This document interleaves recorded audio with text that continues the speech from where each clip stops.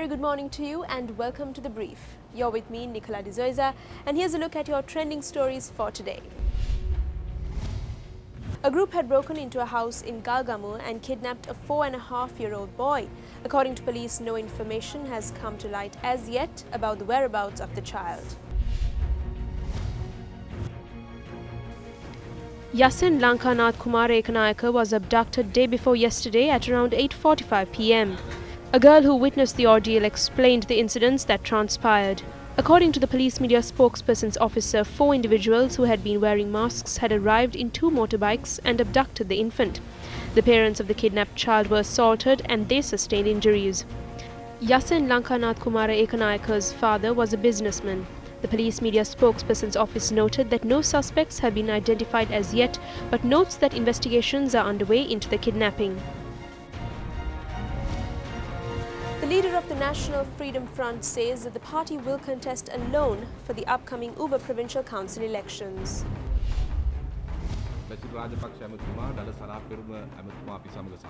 Ministers Basil Rajapaksa and Dallas Alhapur engaged in discussions with us and accepted the 12 proposals that we forwarded.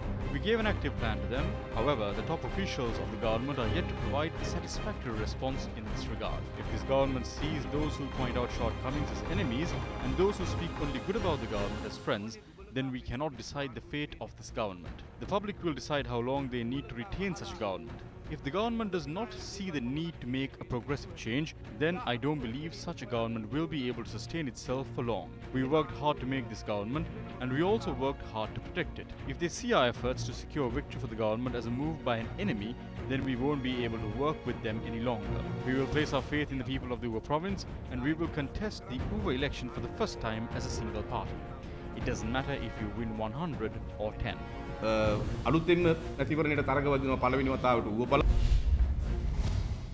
JVP leader Anura Kumara Dissanayaka's driver, who was arrested on charges of reckless driving, was released on bail yesterday. The driver, who was produced before the Ratnapur Magistrates Court last evening, was released on a surety bail of Rs 50,000. The police stated that the case will be taken up again on the 4th of August. Meanwhile, MP Dissanayaka, who was receiving treatment at the Colombo National Hospital, was discharged last morning. Director of the accident unit of the National Hospital stated that his condition was not serious and he was allowed to leave hospital. Muslims the world over celebrated Ramadan yesterday. Devotees of Islam observe a month-long fast, and it is only after the sighting of the new moon the festival of Ramadan is declared. Numerous religious observances were held in mosques across the island yesterday. Large crowds of devotees thronged to the Grand Mosque in Colombo last morning to participate in the special prayer session.